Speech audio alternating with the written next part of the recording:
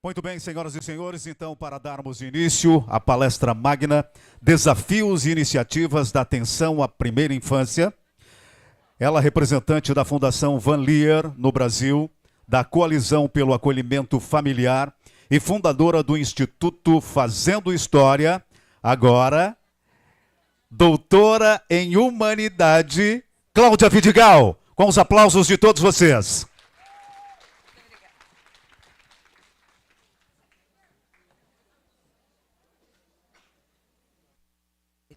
Ser contemplada com essa honraria. Vou pedir licença, Maristela, para falar aqui de pé, para me sentir mais próxima de todo mundo aqui. Então, gente, eu falo com um duplo papel. Eu falo a partir desse lugar de fundadora do Instituto Fazendo História e, a partir do Instituto Fazendo História, idealizadora da Coalizão pelo Acolhimento em Família Acolhedora, da qual fizemos parte juntas, e que foi um movimento que começa na pandemia, em 2020, quando a gente percebe que existia uma série de pessoas e instituições querendo fazer com que o acolhimento familiar deslanchasse, avançasse, crescesse no Brasil, mas a gente estava atuando de forma isolada.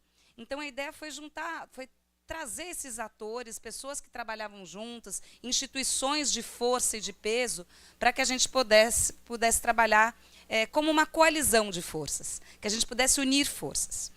Essa foi a coalizão, então, pelo acolhimento em família acolhedora. Opa, sumiu ali a minha apresentação.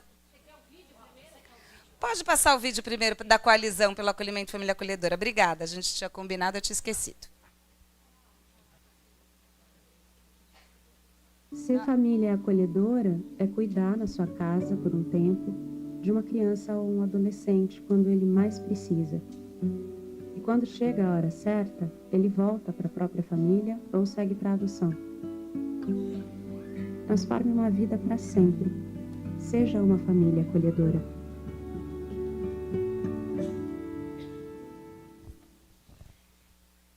Essa é uma vinheta que veiculou na Rede Globo no mês de outubro, pelo Brasil inteiro, de forma gratuita, por uma parceria com a comunicação que a coalizão foi fazendo.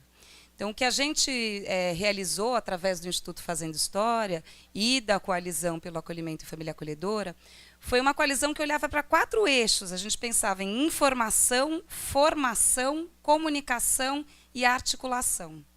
Eu vou falar um pouquinho mais dela em seguida, mas o convite para mim foi falar sobre políticas de primeira infância. E, embora a gente esteja numa manhã muito festiva, né, da gente celebrar as conquistas, a doutora Zilda, nós mesmos e o nosso trabalho de cada um de nós, a gente honrar o que a gente faz e poder ser reconhecido por isso, maravilhoso, é tão importante quanto a gente poder olhar para os desafios ainda permanecentes. Então, a minha fala, ela traz dados de realidade um pouco mais complexos e mais difíceis, para a gente poder olhar e relembrar o porquê também da gente estar tão comprometido e todos estarmos aqui nesse auditório hoje. Então, para apresentar os 2 chapéus, o Instituto Fazendo História é uma organização que existe desde 2005, da qual eu sou fundadora. Quem aqui já ouviu falar do Instituto Fazendo História? Levanta a mão, só para eu saber. Quase ninguém. Obrigada. Quem já ouviu falar é porque trabalha mais na assistência, quem trabalha mais com acolhimento. O Instituto Fazendo História é uma organização que trabalha com crianças e adolescentes em acolhimento, na perspectiva de um olhar individualizado para cada um. O que a gente poderia fazer para que cada criança que precisou ser separada da sua família, que, portanto, a partir de negligências, violências e abandonos, está vivendo este momento, possa viver este momento da separação como um momento efetivamente de proteção, de cuidado, de atenção. E não como mais um momento de violência, quando ela é arrancada da sua família sem compreender porquê, sem ter a chance de poder falar dos seus sentimentos, do seu momento, poder se expressar com relação a essa história. Então, é a partir desse DNA que o Instituto Fazendo História nasce. E aí, então, ele tem como missão colaborar com o desenvolvimento de crianças e adolescentes com experiência de acolhimento. E como valores, ele tem o compromisso com crianças e adolescentes, o direito ao acesso às histórias de vida, franqueza nas relações, compartilhar conhecimento e trabalho voluntário qualificado. Eu vou ficar aqui só nesse último, pelo dia de hoje, trabalho voluntário qualificado. Nós não podemos ser contra trabalho voluntário. Não, porque é melhor não ter voluntário, porque voluntário só atrapalha. A gente ouve isso, não é verdade? E voluntário só atrapalha mesmo, quando não é qualificado. Quando não tem uma articulação e uma organização com os serviços e programas para que possam mapear demandas, entender qual é o lugar, organizar esse trabalho voluntário. Então, esse é um valor nosso no sentido de ouvir as instituições e os serviços, qualificar essas pessoas que têm o desejo de participar do artigo 227, lembrando, é dever do Estado, família e sociedade. Quem é a sociedade? O voluntário entra nesse lugar também. E ele pode e precisa encontrar o seu lugar a partir de um processo de qualificação, de supervisão. Ele não tem obrigação de saber. Então, é importante que a gente olhe para esse último valor como algo... Eu não vou falar de todos os programas, eu vou só dizer que a partir da plataforma do Instituto Fazendo História, nós criamos um serviço de família acolhedora, o Grupo Nós, que atende os adolescentes que estão se desligando do serviço pela maioridade. Então, tem uma série de estratégias para apoiar esse processo de inserção na vida adulta, com mais dignidade, o Fazendo Minha História, que fala do registro e resgate da história de vida, o apadrinhamento afetivo, que alguns de vocês conhecem, que também é aquele voluntário que ia lá só fazer o álbum com a criança uma vez por semana, por 1 hora. Ele falava, mas eu posso fazer mais, eu tenho uma relação aqui que eu estou construindo, e ele começa a construir uma relação afetiva com a criança e se tornar uma família referência. Esse foi o meu mestrado, porque quando a gente começou o apadrinhamento afetivo, eu falei, será que isso aqui é bom mesmo? A criança sair lá do abrigo, ir para essa família, que tem uma outra condição social, às vezes marcadores, muitas diferenças, né? Às vezes é uma criança negra chegando numa família branca, com costumes diferentes. Eu falei, eu não sei se isso realmente é bom, de verdade. E a gente estava crescendo, construindo publicações, defendendo apadrinhamento afetivo. E aí eu fui estudar, e o meu estudo, claro, teve toda uma pesquisa primeiro acadêmica, né, das pesquisas já existentes e etc., da legislação vigente e tudo mais, mas depois eu fui, de fato, escutar meninos e meninas que foram apadrinhados. Casos que deram certo, casos que deram errado, casos que deram médio. Aconteceu, mas a gente não sabe muito bem. E eu já tive uma conclusão no meu mestrado. Vale sim a pena. As crianças e os adolescentes, principalmente porque quem participou do apadrinhamento afetivo são principalmente as crianças de 12, os adolescentes já, né, de 10, 11, 12, que têm menos chances de adoção e que, portanto, vão ter um acolhimento prolongado. Eles não vão permanecer, como diria a lei, por 1 ano e meio no acolhimento.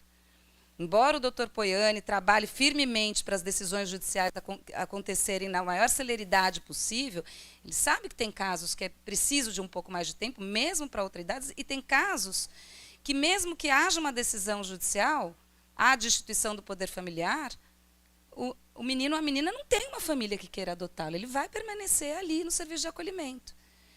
E aí essas crianças, muitos deles, esses adolescentes, tem nenhuma convivência com uma família, não sabe o que é comer uma pizza no domingo à noite, ficar jogado no sofá vendo televisão, conversando junto um pouquinho, convivendo ali na casa, o cachorro sai para passear, comer uma pipoca e vendo um filme.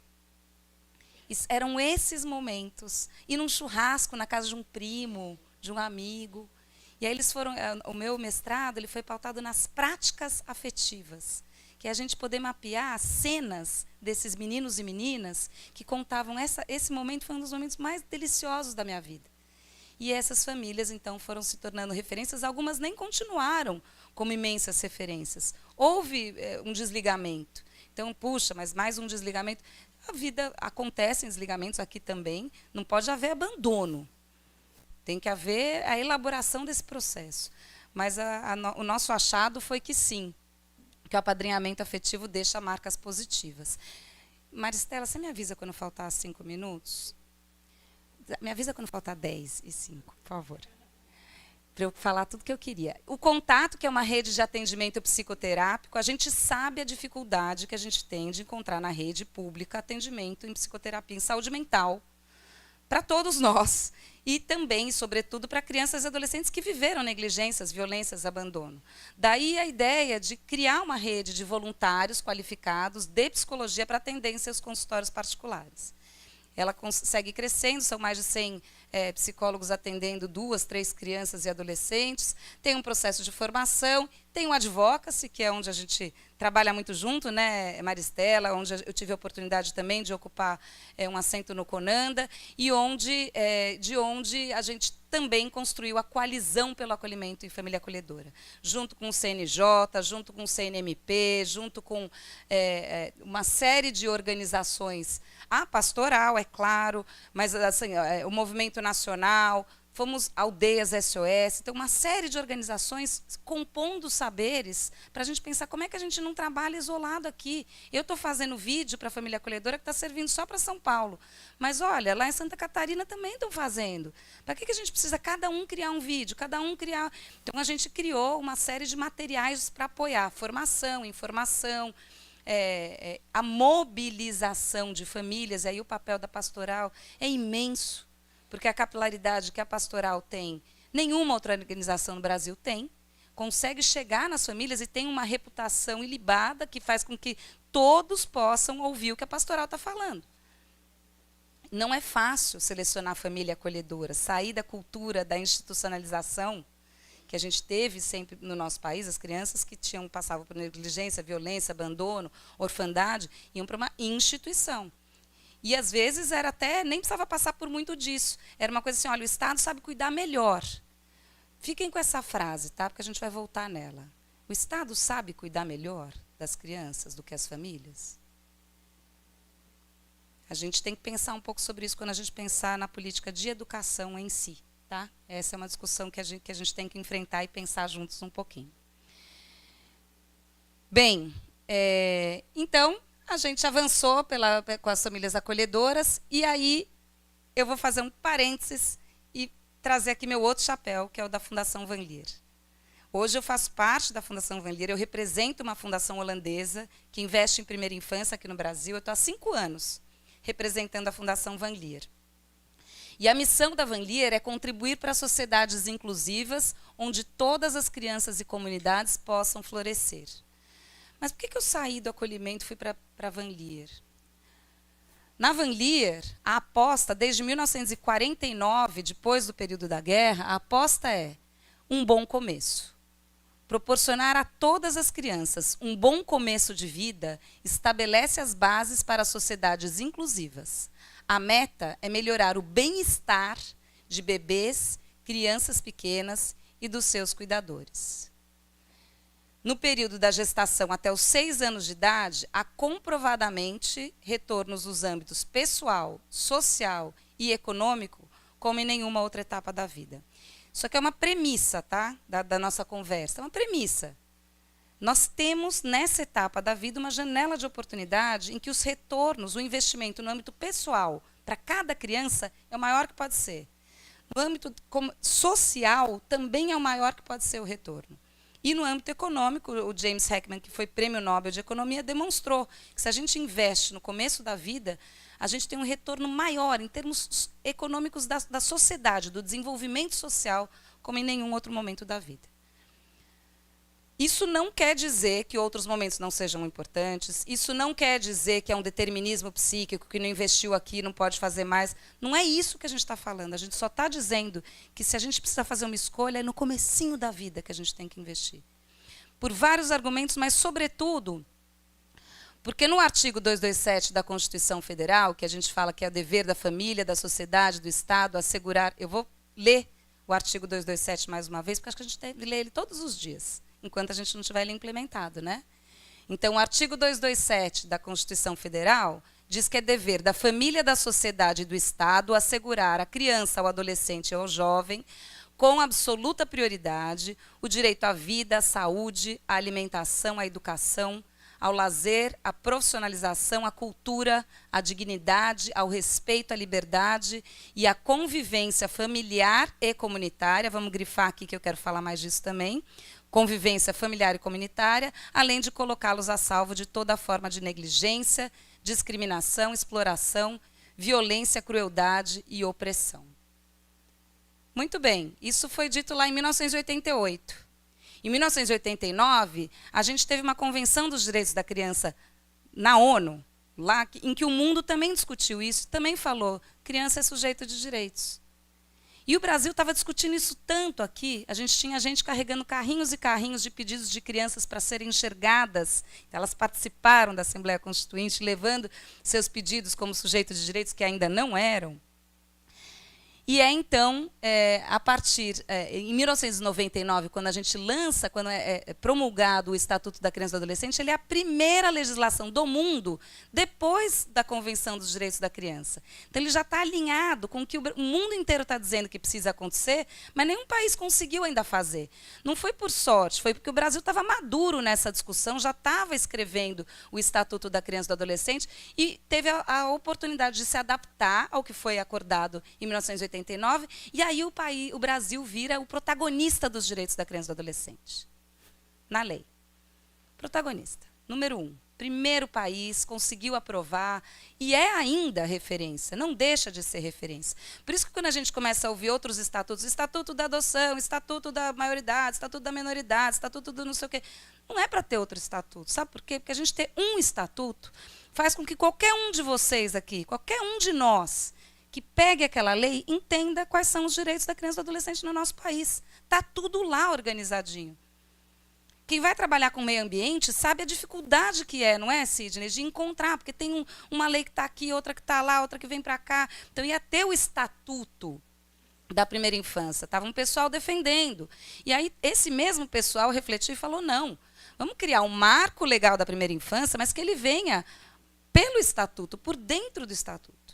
E o Marco Legal da Primeira Infância, em 2016, ele é um marco legal que ele amplia os direitos da primeira infância, do comecinho da vida dentro do Estatuto.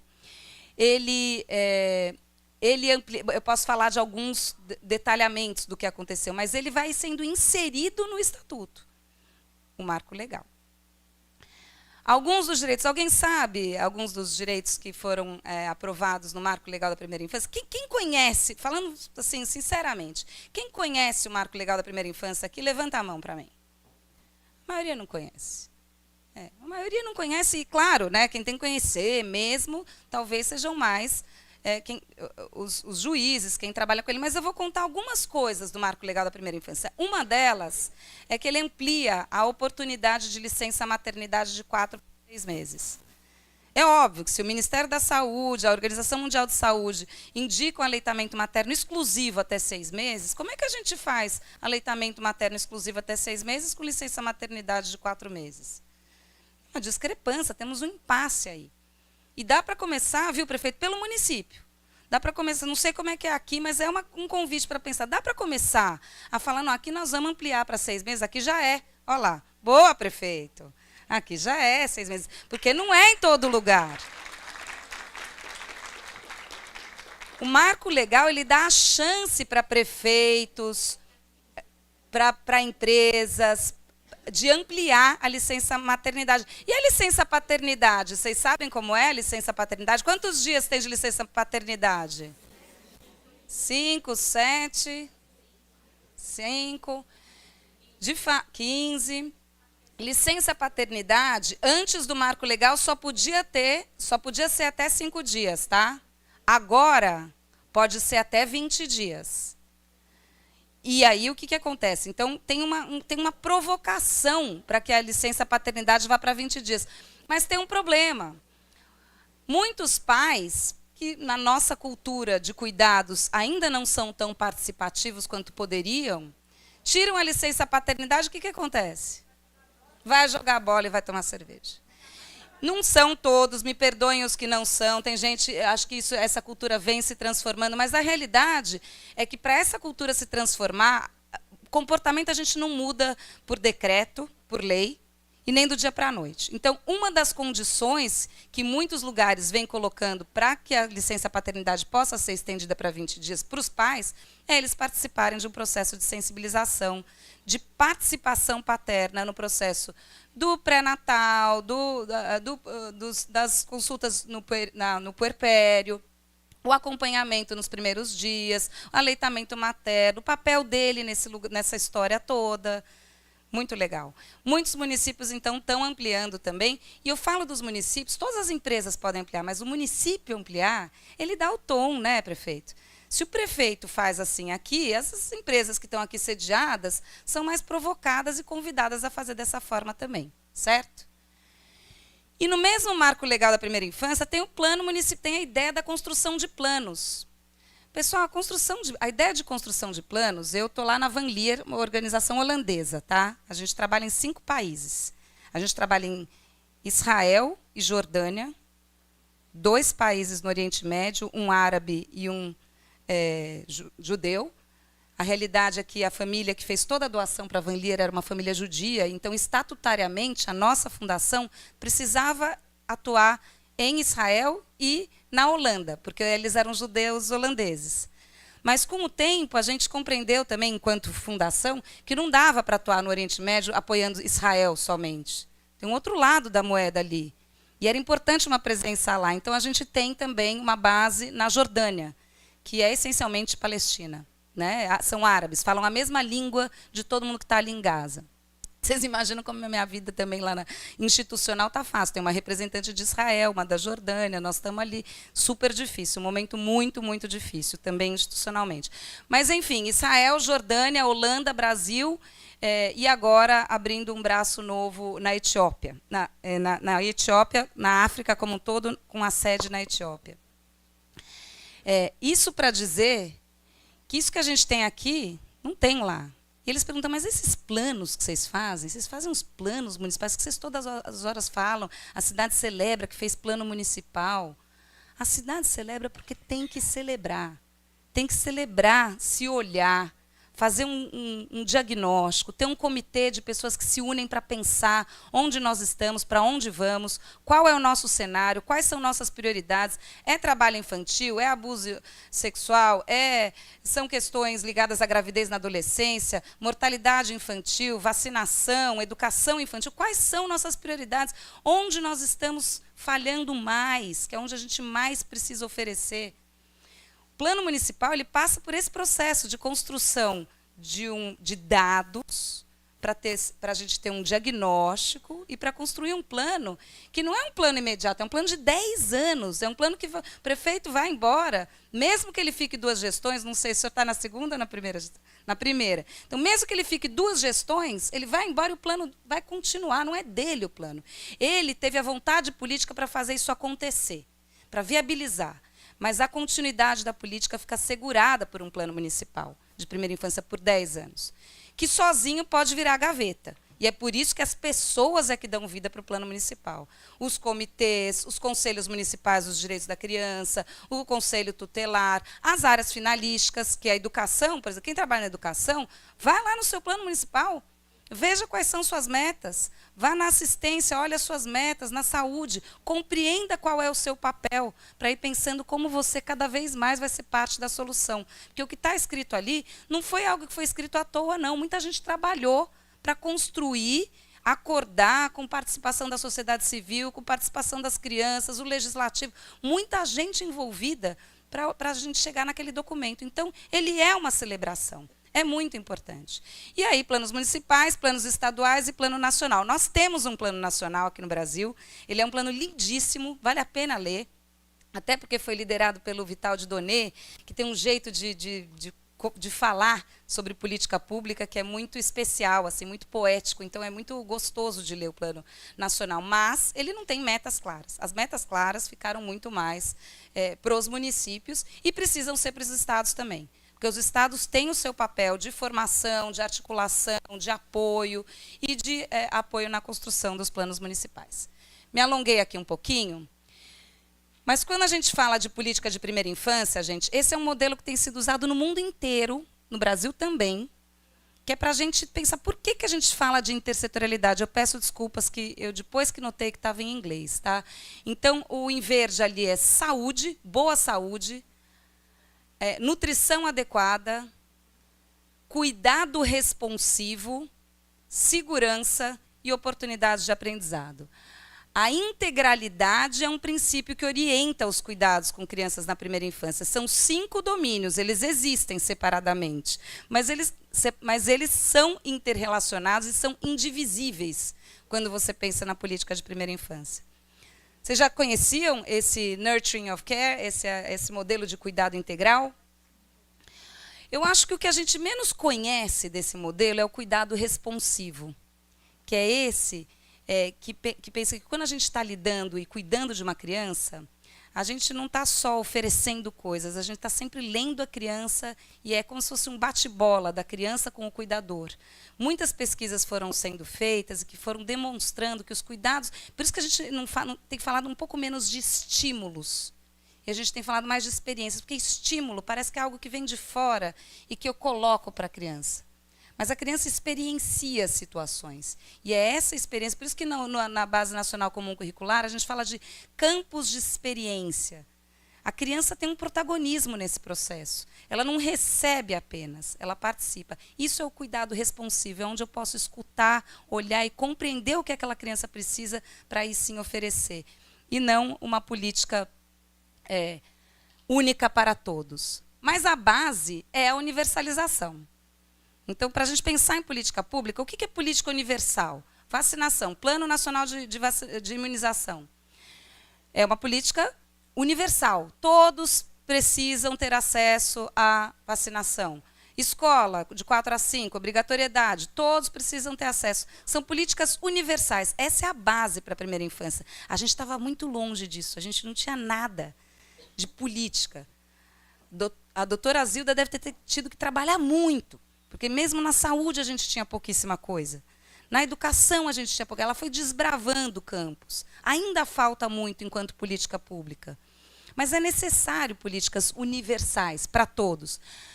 Mas também é necessário que a gente entenda que nem todas as políticas devem ser iguais para todos. As políticas e os programas precisam ser flexíveis e ter espaços para abordagens diferentes. Essa flexibilidade deve permitir a adaptação às necessidades e culturas de diferentes comunidades. E também envolver investimento e apoio mais intensivos para aqueles que mais precisam. Investimento diferente para aqueles que mais precisam. Isso é o que traz o argumento da equidade e da justiça social, de novo no começo da vida. Alguns já devem ter visto esse gráfico, né? A desigualdade é quando alguns têm acesso, outros não. O acesso é desigual às oportunidades. Simples assim. 2 estão ali sem conseguir enxergar o que está acontecendo e um consegue acesso. A igualdade é quando a gente fala, bom, já que tem essa barreira aqui, eu vou criar esses tijolinhos aqui e vou dar, com esses tijolinhos eu dou a chance das pessoas subirem e verem. Mas nem todos conseguem enxergar com aquela mesma política. Vejam, na igualdade, a gente constrói políticas idênticas para todos, como se todos fossem idênticos, mas não são. E é por isso que a gente usa essas duas palavras, igualdade e equidade. A equidade é quando cada um ganha o suporte que precisa. São suportes diferentes, são apoios diferentes que cada um precisa para poder chegar lá, para ter acesso. E a justiça é a nossa utopia, quando não tem mais barreiras. A gente está aqui, né? A gente está na batalha para construir equidade, para pensar em políticas, ampliar as nossas políticas universais com qualidade e avançar para a equidade. Em alguns pontos a gente já avançou, em outros a gente ainda precisa melhorar. Ah, então, tudo bem, vamos fazer o sistema de inclusão, as crianças vão para as escolas, nós bem sabemos, gente. Precisa de políticas adicionais para que a inclusão ocorra de fato.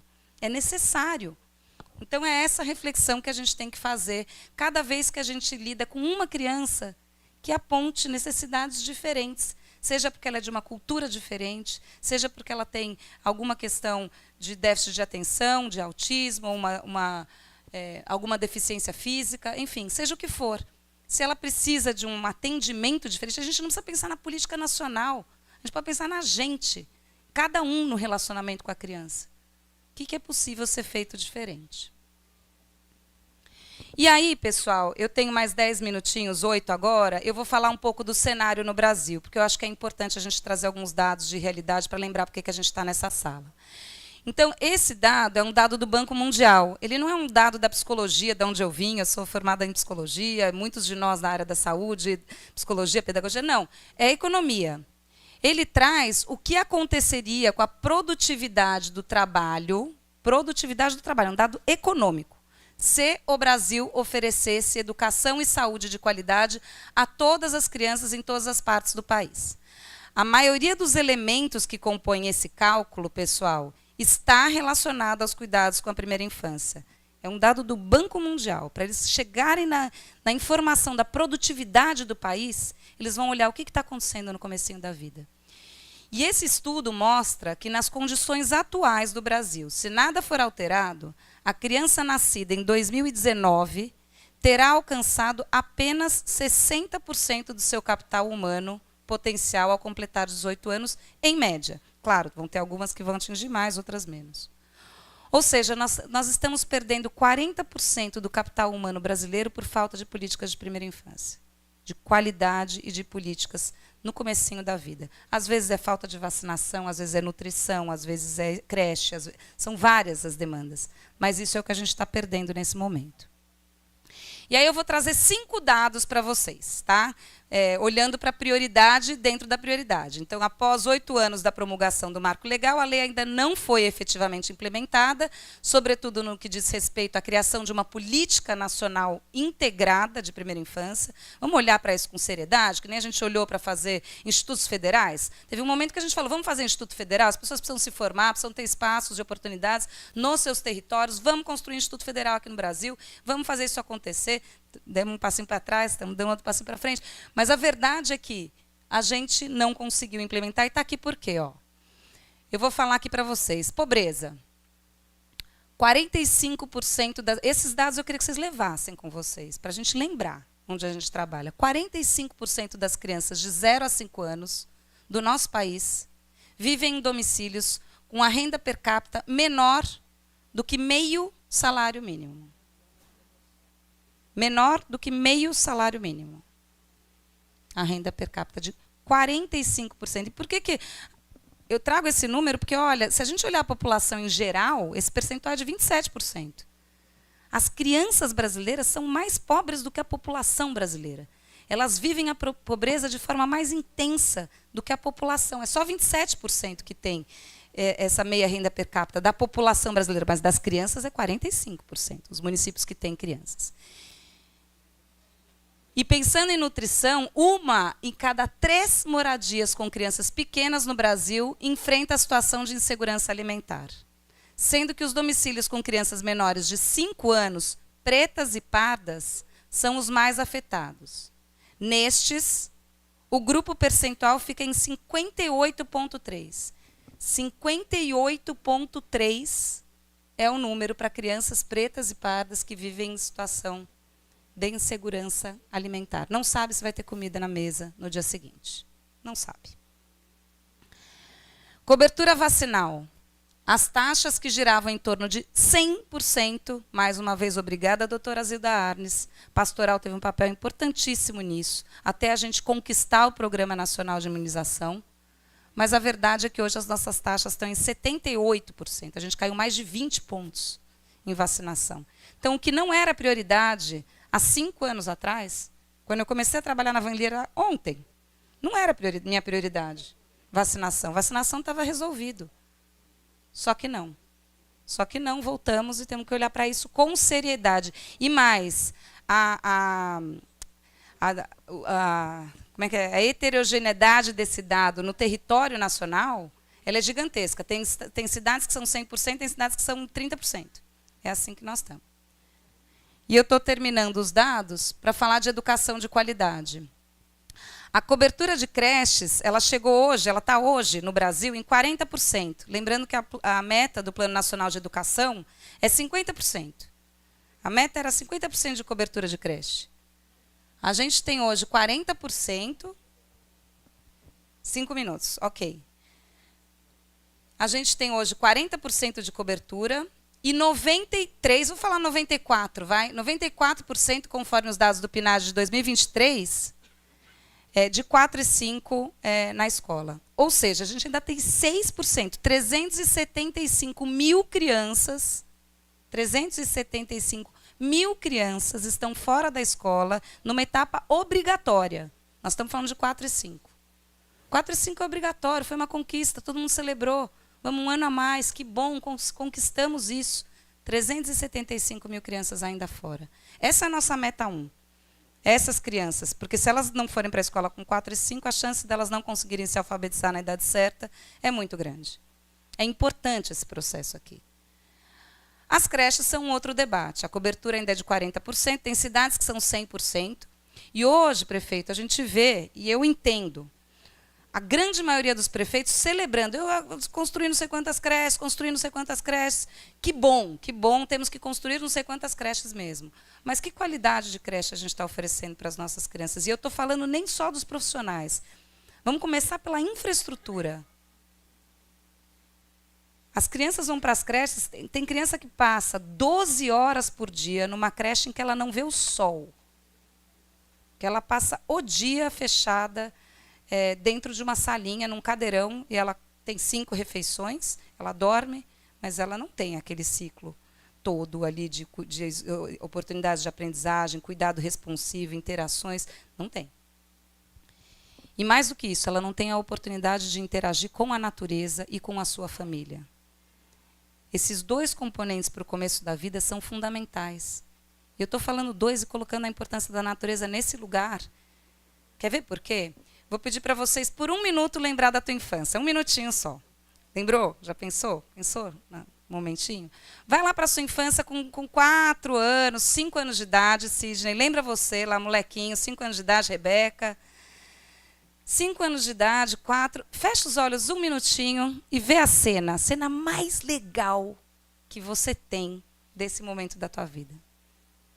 Pinta essa sua cena aí na tua cabeça. Respira fundo para se nutrir desse momento.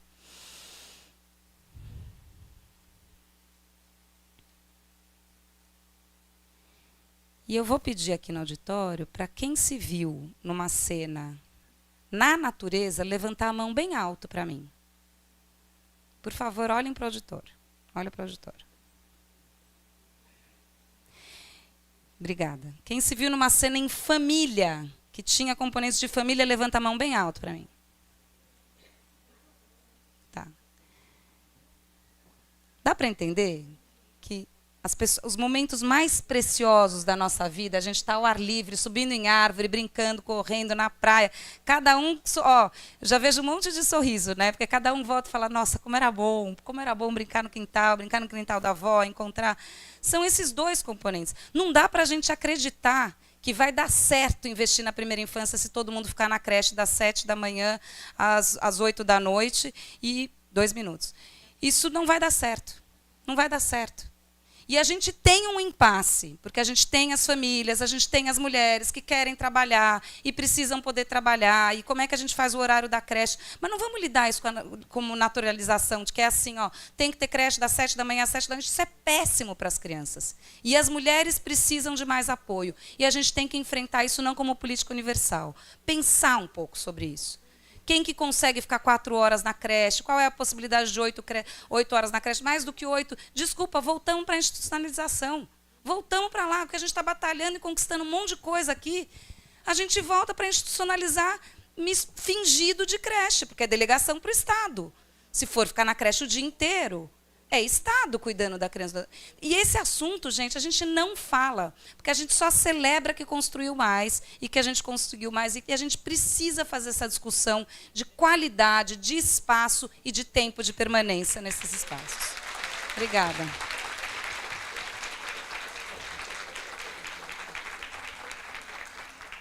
Obrigada de saber que eu não estou sozinha, porque eu acho que em cada mesa que a gente senta, a gente tem que falar nisso, porque a gente tem um perigo iminente acontecendo. Então, é muito importante. Que bom que a gente está junto. Fico feliz, de verdade.